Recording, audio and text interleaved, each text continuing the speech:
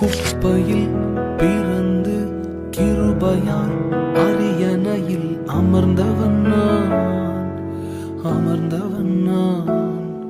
உம் கிருபைக்கு உதாரணமாக நீர் என் வாழ்வை மாற்றி விட்டீரே.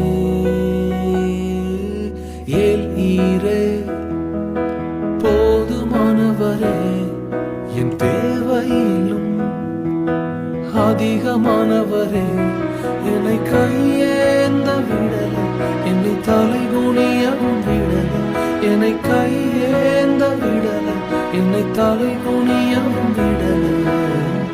உம்மை நம்பி வாழ்பவர்க்கு ஏமாற்றம் இல்லை, ஏமாந்து போவதற்கும் நீர் விடுவதில்லை.